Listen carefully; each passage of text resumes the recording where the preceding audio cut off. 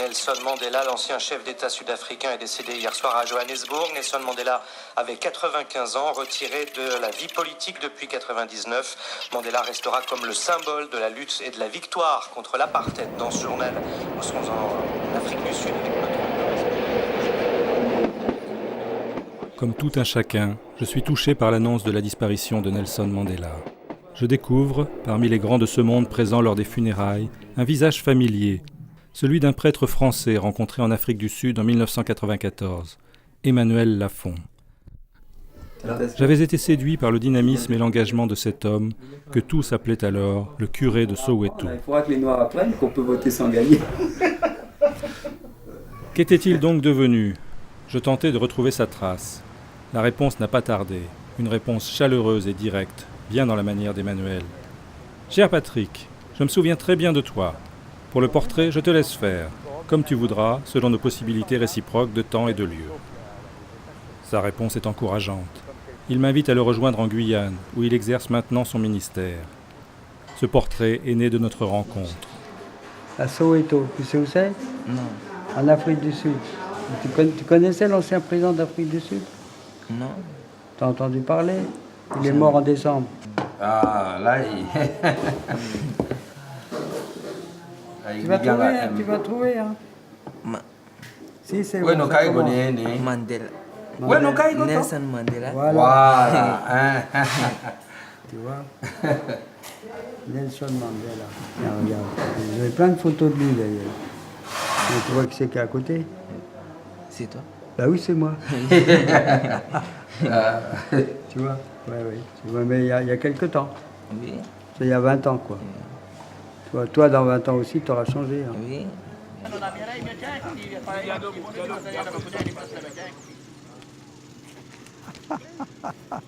Vas-y, recommence là. Allez, encore une.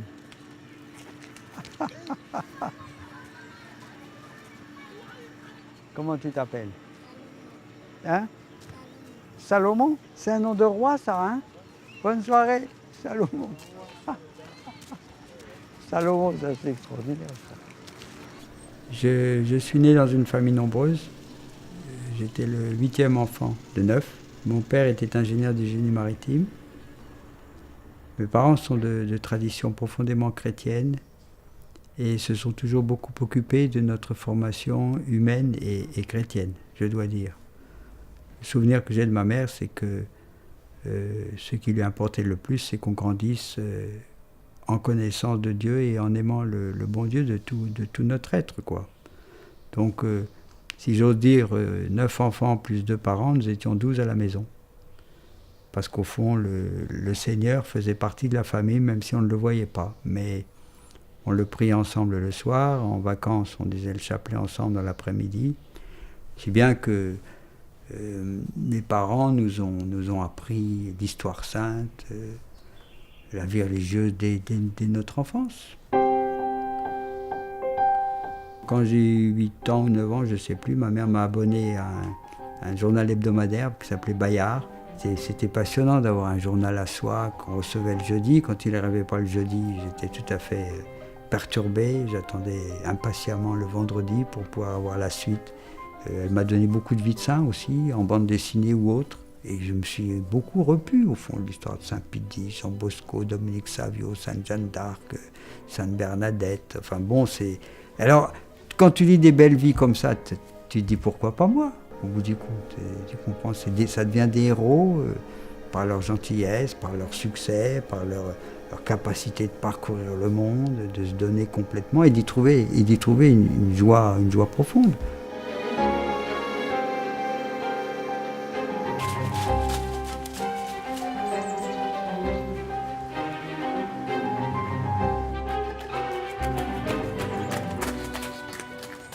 Oui, il était drôle, il était espiègle, enfin il fallait vraiment... Oui, c'était un meneur, on avait envie de le suivre, voilà.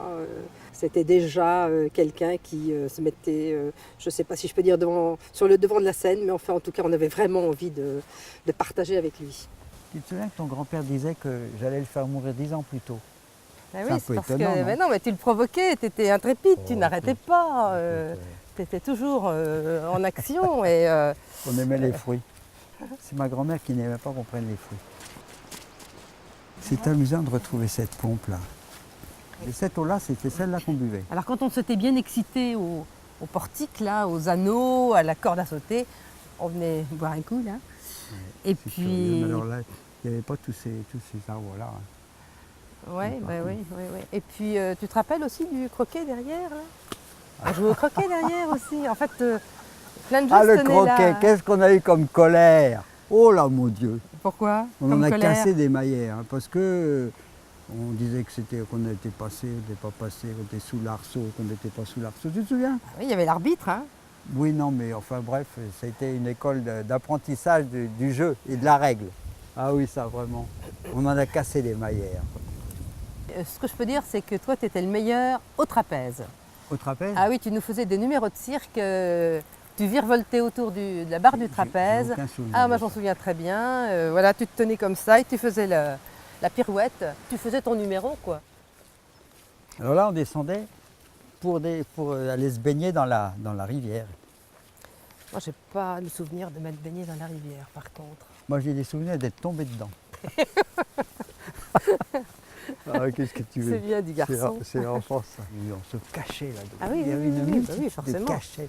Ça, Dans il y avait- les il y avait de quoi se greniers là-bas, cacher, hein. derrière, partout, dans les ifs. On a quand même eu une enfance dorée finalement. Ouais, D'une ouais. certaine manière, tu sais, cette chance qu'on avait à 2 heures de Paris de pouvoir s'éclater dans la nature. Quand tu vois, moi ce qui me fait le plus peine, c'est ces enfants qui ne connaissent même pas une limace.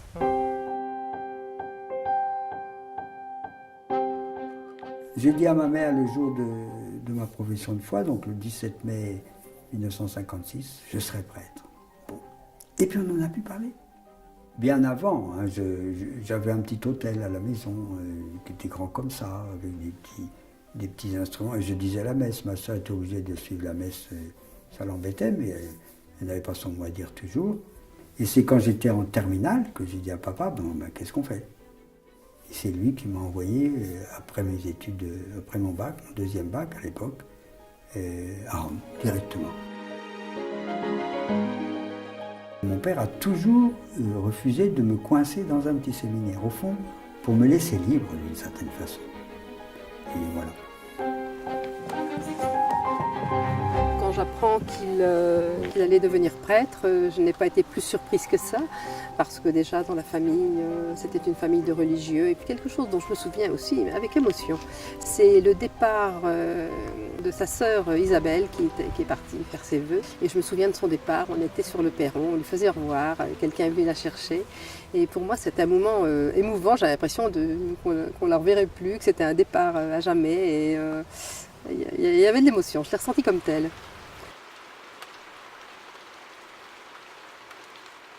Et puis je suis parti au séminaire. Alors, ils m'ont mis au séminaire, ils se sont débrouillés pour que j'aille à Rome assez vite, parce qu'ils se méfiaient un petit peu que les séminaires en France étaient peut-être un peu trop libéraux. Bah, bon, bref, donc ils s'est arrangé avec le cardinal de Paris à l'époque.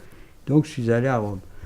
Ce qui s'est passé, c'est qu'à Rome, moi je suis arrivé en même temps que le Concile Vatican II, qui a tout de même été dans l'Église une espèce de bouleversement impressionnant. Donc moi j'ai grandi avec le Concile, donc avec un regard qui n'était pas tout à fait celui de mon père.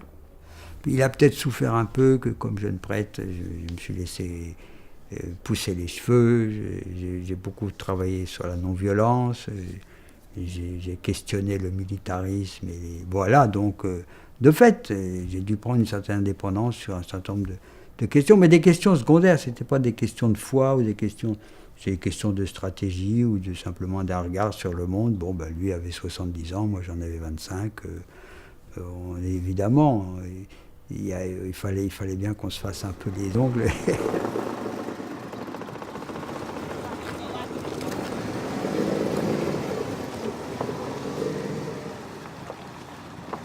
Oui, qui? Thomas, bonjour, ça va? Oui. Thomas, t'es plus grand que moi maintenant. Vous voyez? Tu m'as pas demandé la permission? Alors, excusez-moi. Ah oui, oui, non, ça... Ah, mais tu as amené des chapelets pour moi? Non, pas cette fois-ci. C'est le comble.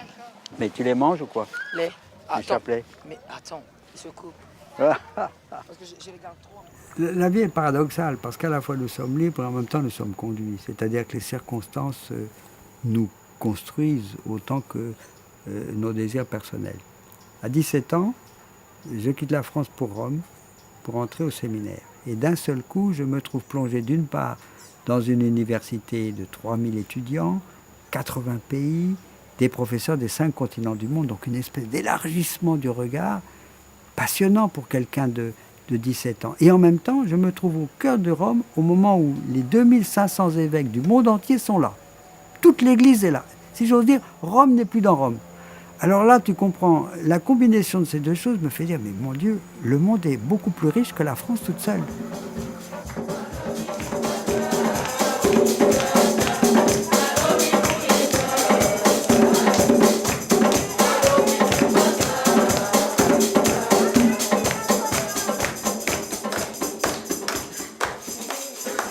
Alors, si la cathédrale de Cayenne dit « Moi, je suis une belle église », je ne suis pas comme la petite chapelle de Bellicampo.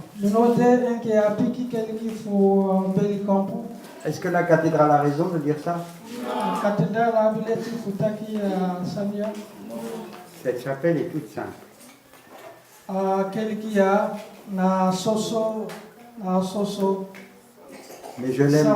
Mais je l'aime autant que la cathédrale de Cayenne.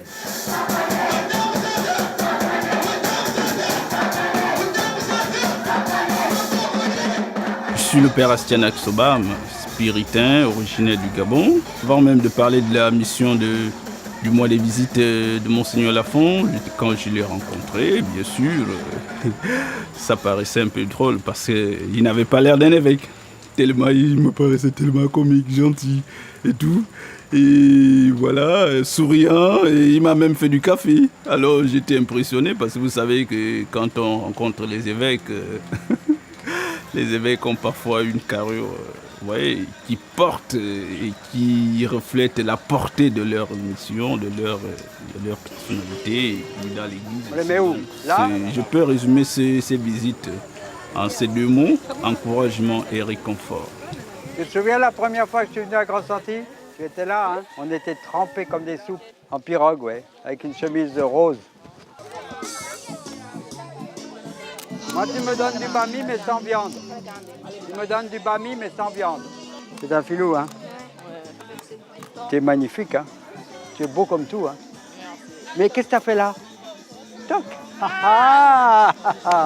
Je vais donner des papiers à tous les gens, à tous les immigrants qui n'ont pas de papiers. Trouver un aide pour eux. Ça, c'est une bonne idée, ça. Oui. La mission de l'Église catholique étant une mission universelle, dans le fait que Monseigneur Lafont passe de temps en temps, est une manière pour la population de se sentir aussi concernée par cette mission universelle. Nous sommes rattachés à une église dont le diocèse de Cayenne a un berger qui de temps en temps doit leur montrer que bien qu'étant à Cayenne, il est toujours en communion, en union de prière avec eux.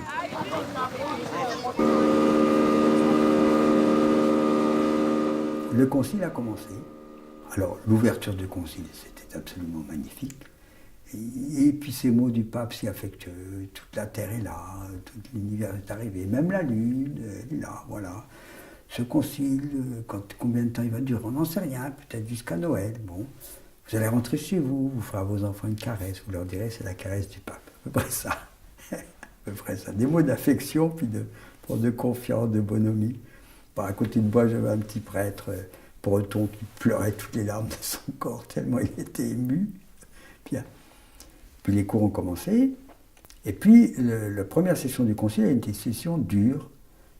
Il a fallu que les évêques trouvent leur marque, il y avait des oppositions, des différences d'opinion assez profondes, et au séminaire aussi. Nous étions assez divers, et ce que je n'ai pas analysé sur le coup, mais que j'ai compris plus tard, c'est que ceux qui étaient en théologie revenaient d'Algérie. On était en 62. Revenaient d'Algérie, un certain nombre avaient vu des scènes qu'on ne peut pas décrire, et ils revenaient après avoir vécu comme des hommes dans des situations assez tragiques, et ils revenaient dans un séminaire où on était traités comme des ados.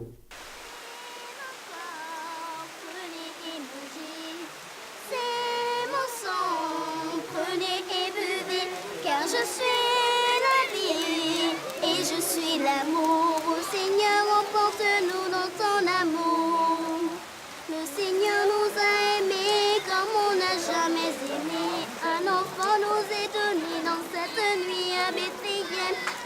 J'ai l'en reconnu et les mages sont venus. Ils ont vu le fils de Dieu, petit enfant. C'est mon corps, prenez et mangez. C'est mon sang, prenez et buvez. Car je suis la vie et je suis l'amour. Ô Seigneur, emporte-nous dans ton amour. Puxa os ouvidos. Seigneur, emporte-nous dans ton amour. C'est fini. Ça, c'est la première expérience. Et là-dessus, je devais faire mon service militaire. Je n'avais pas, j'allais dire, d'objection à faire mon service, mais je demande à partir dans la marine. Comme mon père était ingénieur du génie maritime, ça n'a pas été trop difficile. Et donc, j'ai été versé avec un petit coup de pouce sur la Jeanne d'Arc. Et je suis parti pendant 7 mois et demi. J'ai fait le tour de l'Amérique latine et le tour de la Méditerranée. Et le tour de l'Amérique latine, ça a été la découverte, de la misère dont on parlait au concile, mais que je ne connaissais pas, dans les favelas de Rio, les barriadas de Lima, les Santiago, au Chili. Et 2, je rencontre des prêtres envoyés par les diocèses de France pour soutenir l'Église d'Amérique du Sud. Et là, un peu tout cela, le concile, Rome, le voyage sur la Jeanne d'Arc me fait dire, je ne vais pas passer toute ma vie à Tours. Le monde est plus vaste et donc... un jour ou l'autre, moi aussi, je partirai. Non pas pour conquérir le monde, mais pour me laisser enrichir par le monde, si j'ose dire.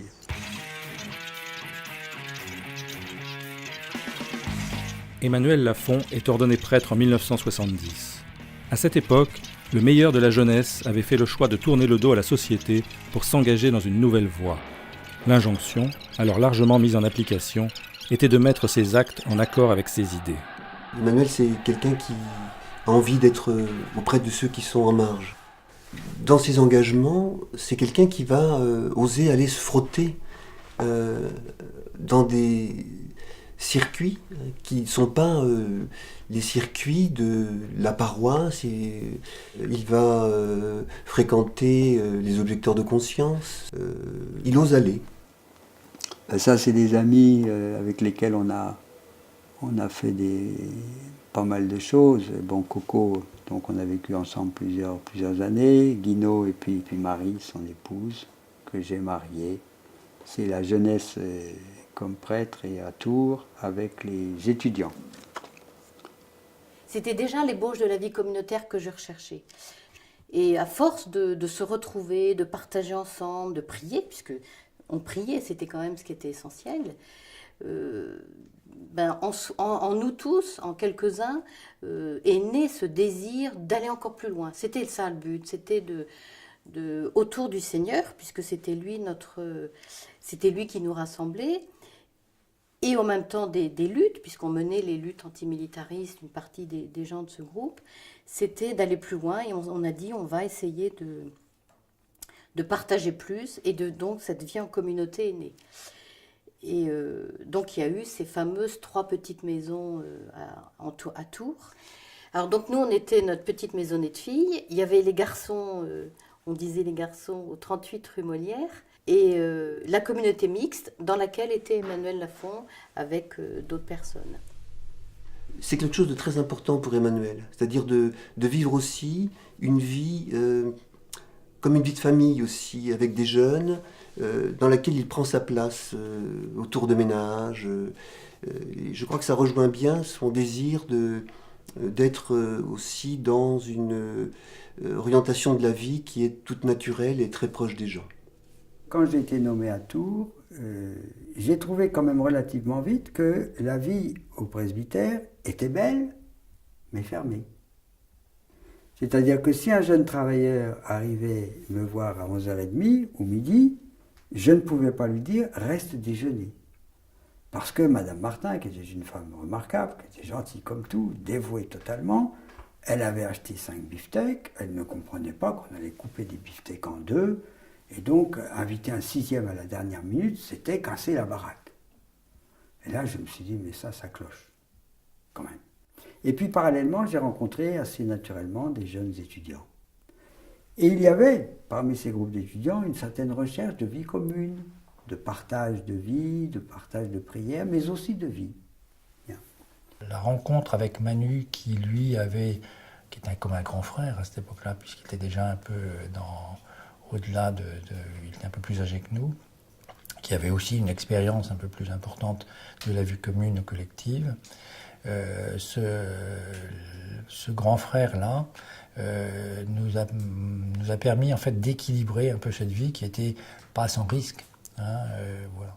À l'époque, c'était quand même l'époque 1968 où des mouvements de nature violente en Amérique du Sud essayaient de réagir contre les dictatures avec Che Guevara, avec d'autres prêtres d'ailleurs, et que la question était quand même au cœur de la réflexion de l'Église. On sentait un pape Paul VI qui disait non à l'injustice, mais non à la violence comme réponse à l'injustice. On a un peu beaucoup réfléchi là-dessus, et donc je me suis, moi, engagé de façon assez résolue sur le thème de la violence n'est pas une réponse à la violence. Bien. Une fois arrivé à Tours, évidemment, j'ai trouvé là des groupes et des jeunes qui s'engageaient dans ce domaine-là, et en particulier dans le refus du service militaire et dans le refus de la coopération comme alternative au service militaire. Il y avait aussi le service militaire qui se dessinait, et donc il fallait qu'on fasse un certain nombre de choix, et notamment sur un statut d'objecteur de conscience, et très, très rapidement, nous avons été orientés vers un statut d'objecteur de conscience très particulier à l'époque, qu'on appelait l'opération 20, OP20, et qui nous a permis de rencontrer beaucoup de personnes très, très différentes et de milieux très différents d'autres. Et la rencontre avec Emmanuel Lafont nous a permis, enfin moi, m'a permis de donner un sens un peu à ces rencontres. Guinaud, donc ce jeune médecin qui faisait partie de nos groupes de maisonnées, s'est trouvé emprisonné pendant quelques heures ou quelques jours, je ne sais plus, en raison de son insoumission, de sa volonté de ne pas servir.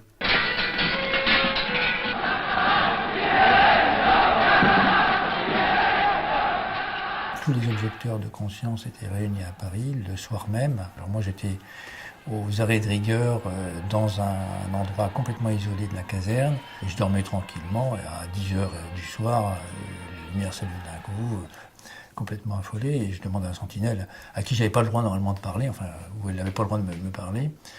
Mais qu'est-ce qui se passe? Il y a tous tes copains sont là, et dehors, ils sont en train de faire le bazar pour demander ta libération. Et donc, on a doublé la garde, on a monté des canons à eau, de distribuer des manches de pioche, parce qu'on a peur qu'ils viennent te libérer à tout prix, quoi. Alors, je suis jeune maman, j'emmène même ma fille à la prison où est mon mari, parce que je veux qu'elle connaisse ça. Moi, je dis maintenant, c'est les meilleurs moments de ma vie pratiquement, parce qu'on va au fond de ses idées, parce que on a toute la force de la vie, parce que on y croit, et puis on a le soutien. Et donc là, Emmanuel Lafont intervient, puisqu'Emmanuel, à cette époque, nous soutient officiellement dans cette démarche d'antimilitarisme et d'aller au fond de ses convictions. Et voilà. C'est toujours impressionnant de voir des gens qui sont prêts à sacrifier un certain nombre de facilités, de sécurité et de tranquillité en raison d'un idéal qu'ils pensent supérieur même aux lois humaines. En évoquant ça, un souvenir me revient, c'était, je crois, un peu avant Noël 1973. Nous avions organisé avec le mouvement non violent auquel Emmanuel participait, un grand jeûne de 3 jours en plein centre-ville, dans le foyer d'un cinéma qu'on avait mis à notre disposition. On avait aussi réfléchi sur l'impact du commerce à Noël. Ça nous paraissait quelque chose qui était comme une espèce de déviation. C'était offrir un espace de rencontre ouvert sur la ville pour réfléchir ensemble sur les thèmes du gaspillage. Et j'ai découvert que le jeûne, pourvu que ça ne soit pas seulement une biscotte de moins, parce que ça ne change rien, mais un temps où on dit au corps, écoute, c'est pas toi qui commande, c'est l'esprit qui commande. Et le corps n'est pas le tout de la vie, et une certaine discipline et sobriété du corps favorise aussi, j'allais dire, la liberté de l'esprit. Et dans ce mouvement-là, de jeûne, de sobriété, de refus de la violence et de refus des armes, eh bien, il y avait parmi nous, parmi les étudiants, un certain nombre de gens, et parmi aussi des jeunes au travail déjà, cette réflexion-là, dont un certain Thierry, dont je me souviens très bien, Et lorsque il a été convoqué au service militaire et qu'il a refusé, donc il était insoumis en termes de la loi, nous avons manifesté notre solidarité à travers une action nous sommes enchaînés au palais de justice. Mais voilà, j'ai gardé de cette période-là un véritable souci de dire au fond, la violence est une réplique de faiblesse, c'est pas une réplique de force. Et nous avions une multitude d'exemples pendant la guerre, pendant les guerres et en dehors des guerres, d'exemples que des actions non violentes, de résistance non violente, c'est pas de la passivité, de désobéissance civile, c'est-à-dire de s'opposer à la loi et d'accepter de se faire réprimer par la loi, mais en fait en restant complètement libres nous-mêmes au bout du compte. On était plus libres que ceux qui nous enchaînaient, quelque part. J'ai gardé cela, une trace profonde, mais quand je suis arrivé en Afrique du Sud, je me suis dit, c'est pas à moi d'imposer aux gens la manière dont ils doivent se battre. Je témoignerai de cela, et plus j'ai vécu à Soweto, plus j'ai haï la violence.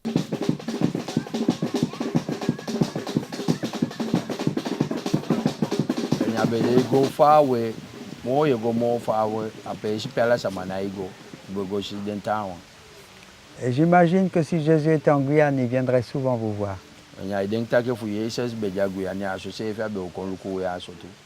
Parce qu'il aime chacun et chacune d'entre nous. Et il dit qu'un bon berger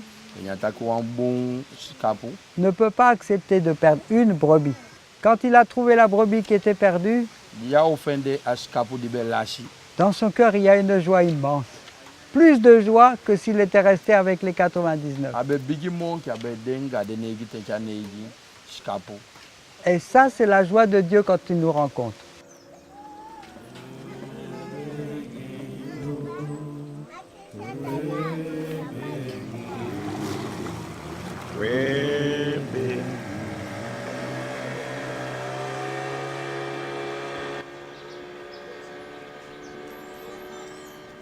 Le 26 octobre 1983, j'ai 38 ans et je débarque à Johannesburg. C'est à ce moment-là que la JOC me dit « tu iras à Soweto ».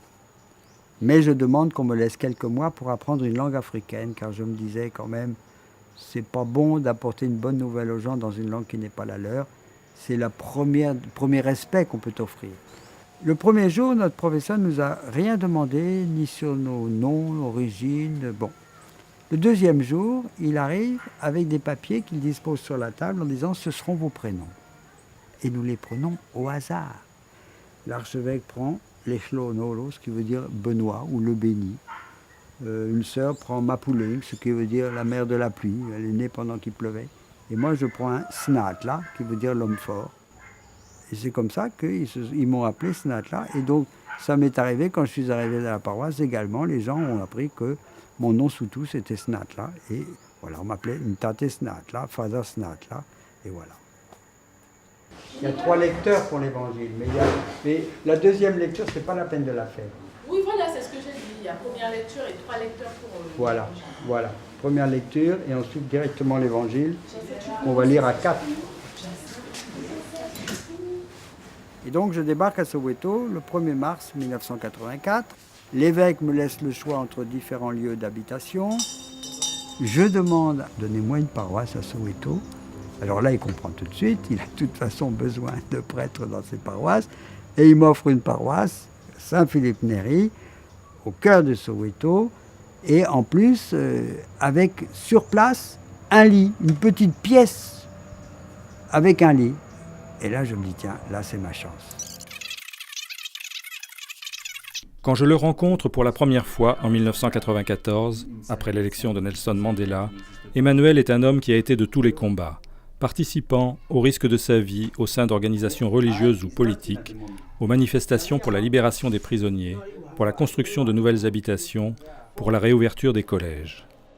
Il a vécu de l'intérieur le lent effritement du régime de l'apartheid dans sa période la plus convulsive. Moi, je ne me suis pas engagé comme un politicien, je me suis engagé comme quelqu'un qui vivait avec les gens. Entre 85 et 90, c'était surtout pour soutenir, pour remplacer quelquefois. les organisations culturelles ou politiques qui étaient supprimées pour permettre aux gens de se retrouver. Les seuls lieux où ils pouvaient faire des réunions, c'est les églises.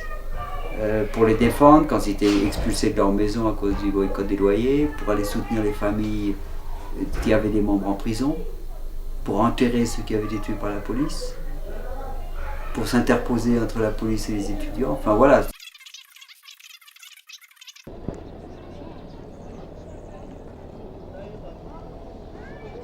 Il y a un problème de logement à Soweto, comme dans l'ensemble de l'Afrique du Sud, parce qu'il y a de la terre, mais jusqu'à maintenant, il était impossible qu'elle soit donnée pour que les Noirs puissent s'y installer, puisqu'on leur avait retiré en 1913.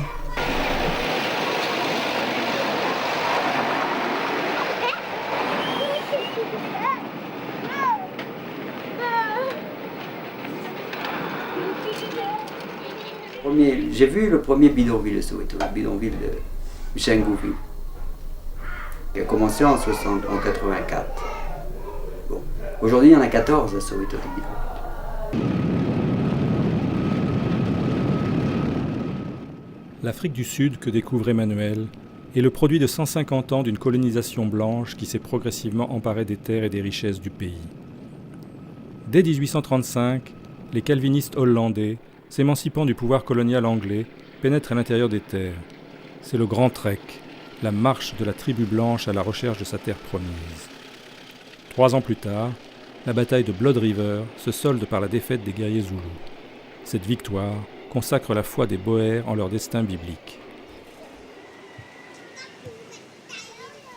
Il faut se souvenir que dans le livre de la Genèse, après le déluge, lorsque Noé reprend possession de la terre, lorsqu'il découvre la vigne, qu'il découvre le vin, il s'enivre.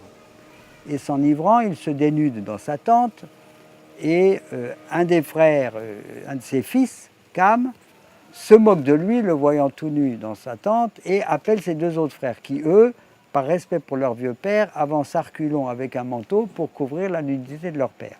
Lorsque Noé se réveille de son ivresse, il découvre cela et il maudit Cam. Et des traditions extra-bibliques ont fait de Cam l'ancêtre à la fois des Cananéens, on revient au problème précédent, et l'ancêtre des Noirs. Si bien qu'un certain nombre de traditions qui ont circulé, non pas dans la Bible, je le dis encore, mais autour de la Bible, on fait croire que le peuple noir faisait partie de ce peuple qui avait été maudit par Dieu à cause de leur ancêtre Cam.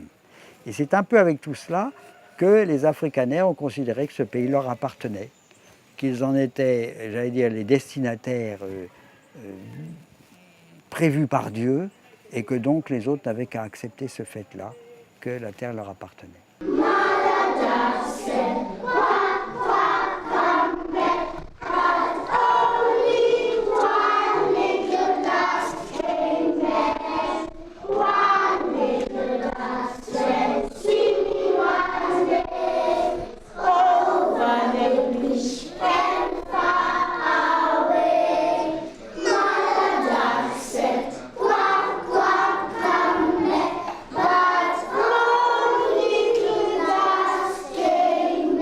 L'éducation, c'est certainement un des crimes les plus graves de l'apartheid. Ils ont détruit un système éducatif qui avait été mis en place, entre autres par les missionnaires du reste, pour le remplacer par un système dont l'intention déclarée était d'empêcher les jeunes noirs d'accéder à l'éducation. Et par là d'accéder à l'égalité avec les blancs. Le résultat, c'est que les petits-fils de Nelson Mandela connaissent moins bien l'anglais que lui. Et si vous remarquerez, une des phrases les plus pertinentes du président Mandela, le jour où il a ouvert le Parlement, il a repris des slogans qui sont un peu partout depuis 3-4 ans, qu'il faut reconstruire une culture d'éducation, une culture de l'étude, mais il a ajouté et une culture d'enseignement. C'est-à-dire qu'il s'agit non seulement de réapprendre aux jeunes à aller en classe, à faire leurs devoirs, à apprendre leurs leçons, mais il faut réapprendre aux professeurs. Il faut leur apprendre à enseigner. Et ça, c'est certainement un des défis les plus importants, avec celui du logement, du gouvernement présent.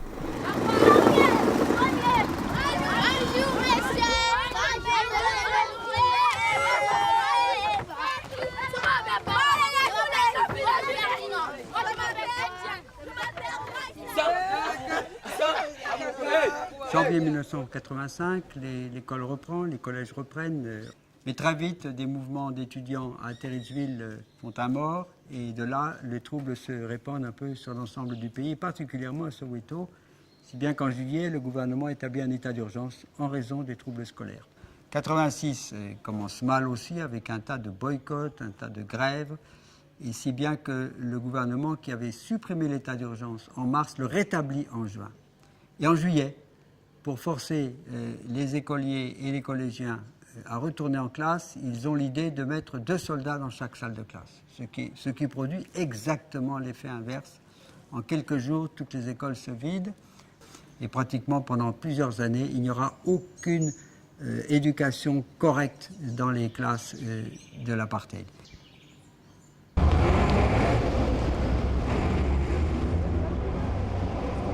Enough is enough.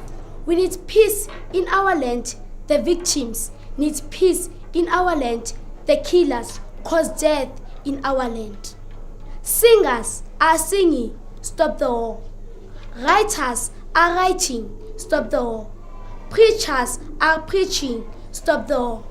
What will become of me tomorrow? What will become of you tomorrow? Without love, without peace, because, as they say, love is a peace.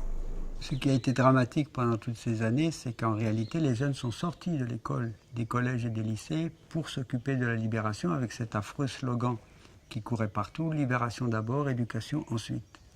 On s'apercevra dans les années post-apartheid et les premières années de l'administration Mandela que toute cette génération aura été sacrifiée.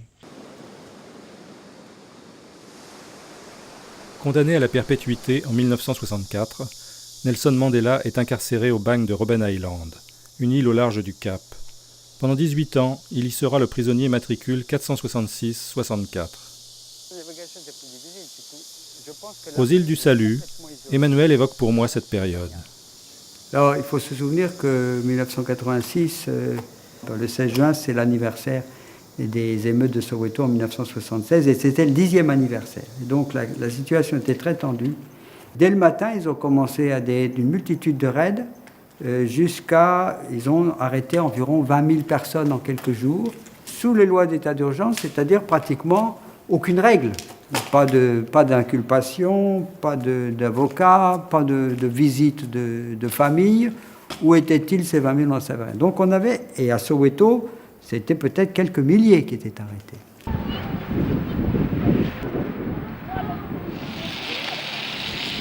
Et puis nous avons patiemment continué de travailler pour soutenir les familles. Pratiquement, il y avait une journée nationale des prisonniers au mois de mars, et plusieurs fois nous avons organisé des grandes célébrations œcuméniques dans la principale église de Soweto, à Regina Mundi, pour demander leur libération. Et ce 20 mars ou 21 mars, je ne sais plus, 1988, sortant de l'église avec un certain nombre de confrères, prêtres, pasteurs, archevêques des églises indépendantes, je me suis aperçu qu'il y avait un peu de brouhaha juste devant l'entrée, et qu'en fait un garçon était en train d'être mis à mal, et puis les gens le tapaient dessus. Donc je me suis précipité sur ce garçon, je l'ai protégé avec mon aube. Ils n'ont pas osé me toucher. Pourquoi vous les protégez? Ce sont des vendus, c'est des informateurs, c'est des chiens, ils n'ont pas le droit de... Mais non, ici, si on n'est pas meilleur que ceux contre lesquels on se bat, on risque de ne pas créer une société d'un meilleur type. Voilà, cet univers concentrationnaire là dans lequel on se trouve, c'est vraiment un peu le symbole de cet emprisonnement qui noircit les gens et qui noircit aussi finalement les victimes. C'est-à-dire qu'il faut sans cesse se prémunir contre cela, le désir d'être aussi dur et aussi violent que ceux dont on subit les coups. Et ça, c'était en même temps quelque chose que Mandela vivait, lui, dans sa prison, d'une manière assez étonnante. Cette espèce de regard de Nelson Mandela qui ne pouvait pas, j'allais dire, se limiter à regarder le mauvais côté des choses et des gens. Et si bien que ce qu'il établira plus tard avec la commission Vérité et Réconciliation, il l'avait déjà dans son comportement, alors même qu'il était en prison, mais tellement sûr que sa cause triompherait.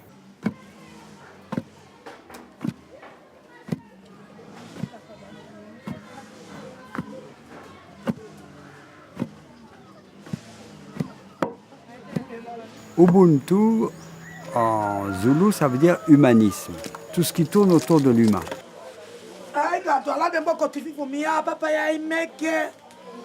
Ubuntu, Ngubuntu, Ngabantu, une personne humaine ne devient véritablement humaine qu'à travers ou grâce les autres personnes humaines. C'est une conception de la vie qui manifeste la solidarité, l'interdépendance des personnes humaines, que personne n'est une île et nous ne pouvons vraiment développer nos talents que grâce et avec les autres, et en même temps les autres ont besoin de nos propres talents, donc personne ne vit pour lui seul ou par lui seul. Voilà, c'est cette remarquable compréhension du tissu social à l'intérieur duquel les personnes humaines peuvent vivre et se développer et en même temps participer à l'humanisation du monde. Voilà ce qu'est l'Ubuntu. Voilà, nous avons besoin les uns des autres, nous-mêmes avons besoin des autres et les autres ont besoin de nous.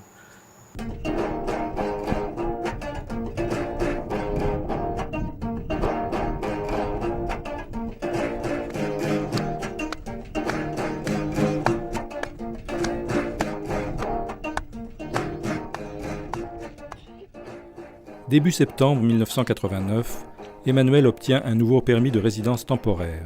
Frédéric de Klerk devient président de la République et très vite le climat change. Les manifestations de rue sont autorisées, l'interdit est levé sur les mouvements noirs et les 8 compagnons de Mandela sont libérés. Là, nous sommes pris par surprise d'une façon extraordinaire et de fait, moins de 4 jours après, le 11 février, Nelson Mandela sort de prison. Et nous découvrons un homme dont on avait des photos 27 ans auparavant, d'une dignité, un beau vieillard, mais un vieillard qui se porte à merveille et qui, le soir de sa sortie, depuis le balcon de la municipalité du Cap, déclare qu'il est un fidèle militant de l'ANC, qu'il est un serviteur du peuple, qu'il n'est pas un prophète, qu'il n'est pas le moment d'arrêter la lutte armée, mais que M. de Klerk est un homme d'intégrité avec lequel il est prêt à négocier. On vit le début de l'année 90 dans une immense espérance que la paix va s'installer, et en même temps, on sent petit à petit que les choses sont beaucoup moins rapides que l'on ne l'espérait, jusqu'au moment où, début août, les choses dérapent, la violence rattrape le centre de l'Afrique du Sud, en particulier Johannesburg et Soweto, et nous entrons dans une période d'instabilité et de souffrance énorme, au milieu de très grandes difficultés pour commencer véritablement des négociations.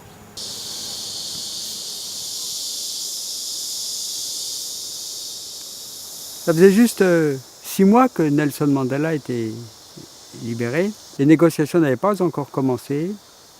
Et d'un seul coup, la guerre civile qui se déroulait au Natal depuis 1985 se déplace et arrive à Johannesburg et à Soweto.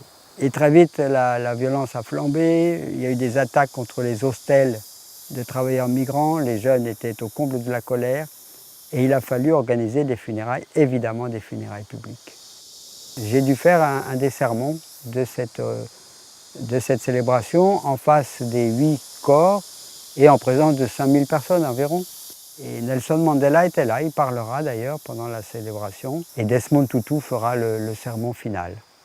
C'est après le deuxième funérail, je crois que, n'ayant plus rien à dire, puisque plus personne ne nous écoutait, on disait aux gens de se calmer, ils nous disaient à quoi bon, on ne va pas se faire tuer jusqu'au dernier.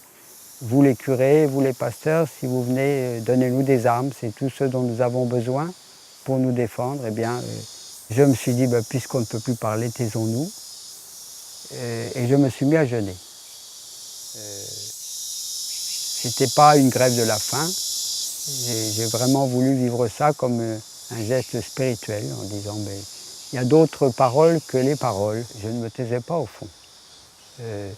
Le geste que je posais occasionnait beaucoup d'échanges, de questions, d'interrogations. Comme si d'un seul coup on devenait capable de prendre un peu de distance et par rapport à la violence et par rapport à notre propre colère. Et voilà, je ne le regrette absolument pas. Le 11e jour, je suis allé voir Nelson Mandela, je suis allé chez lui, il m'a reçu.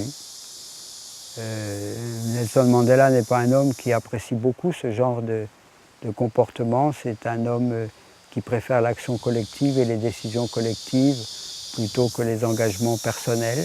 Il me l'a dit.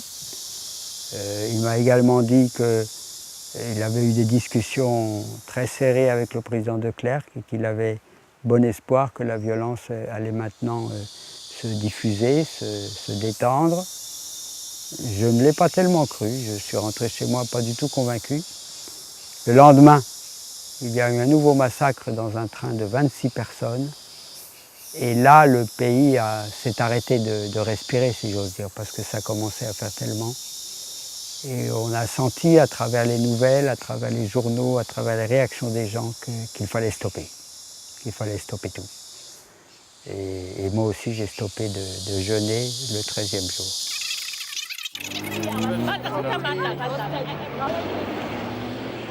Chris Hani, leader charismatique de l'ANC, est assassiné devant chez lui le samedi de Pâques 1993. Ce meurtre met une telle pression sur le gouvernement blanc qu'il décide de fixer la date des élections libres à l'année suivante. Emmanuel est présent, parmi les organisateurs, à la manifestation de Protea en mémoire de Chris Hani. La colère était à son comble, certains crachaient à la police. Je ne peux pas dire que j'adhérais à ces hurlements, à ces insultes, à ces crachats.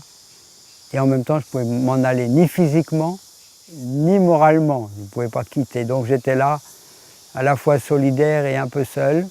C'est à ce moment-là qu'ils nous ont tiré dessus. J'avais vu la manœuvre se faire, j'ai appelé le commandant qui était là, il dit « Surtout ne tirez pas, vous voyez bien qu'on est en train de partir. » Il nous lance des pierres. « Oui, mais bon, c'est pas grave, c'est des petites pierres. » Et puis ils ont tiré. Ils ont tiré, j'ai d'abord cru que c'était des gaz lacrymogènes, en fait c'était des vraies balles. Et je me suis étalé par terre comme tout le monde. Quand je me suis relevé, quand les tirs ont cessé, il y avait 9 morts et 250 blessés.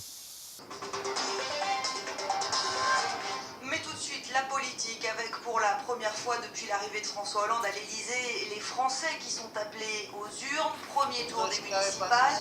Tu travailles pas? T'as voté au moins? Passe une bonne après-midi, repose-toi bien.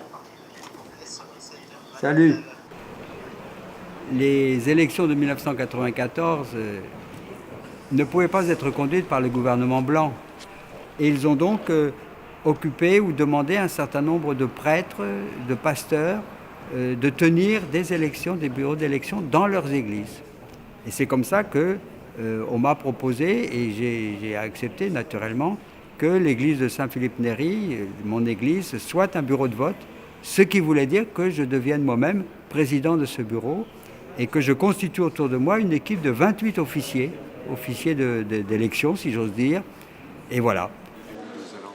Bon, parfait. Merci. Ça a été une journée tout à fait unique dans l'histoire de l'Afrique du Sud, où on a vu des queues, j'allais dire de plusieurs centaines de mètres, de noirs, de blancs, de métis, ensemble.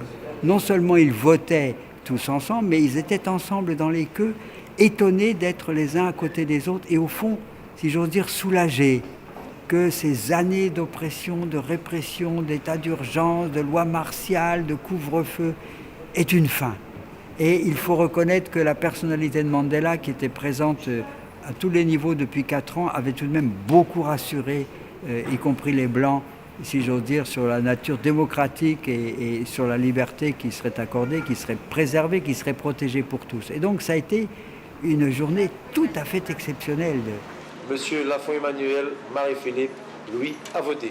C'est une dame qui arrive, qui ne savait pas comment voter. Alors moi j'étais entouré de membres de différents partis, naturellement.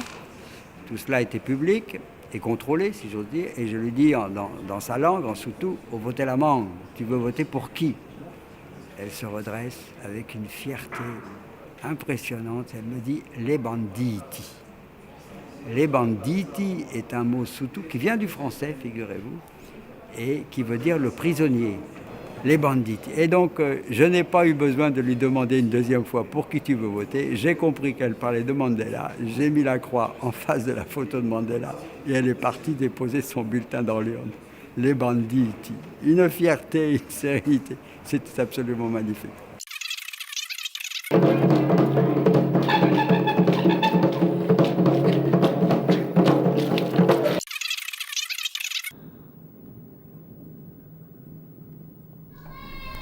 me trouvais, le jour de l'inauguration du président Mandela, je me trouvais sur le gazon là, avec la foule. Et alors un des moments les plus émouvants finalement, c'est quand les avions sont passés.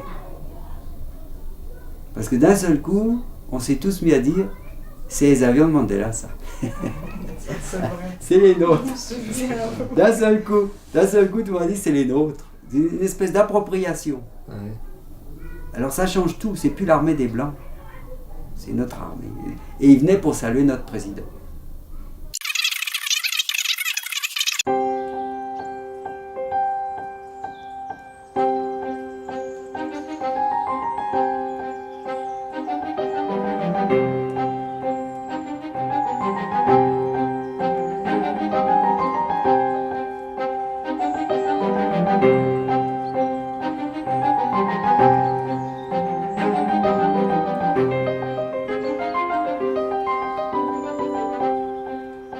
Cher Patrick, es-tu heureux de ce que tu as pu réaliser comme image ici? Je te souhaite un très grand courage pour la suite. Je suis en partance pour Paramaribo demain et Trinidad ensuite, avant de passer 10 jours dans l'ouest guyanais. Cher Emmanuel, merci de ton accueil chaleureux. Je me retrouve confronté à mes images. Ce portrait m'oblige à reconsidérer, 60 ans en arrière, ce qu'a été ta vie. Tout commence en Touraine, dans les années 50.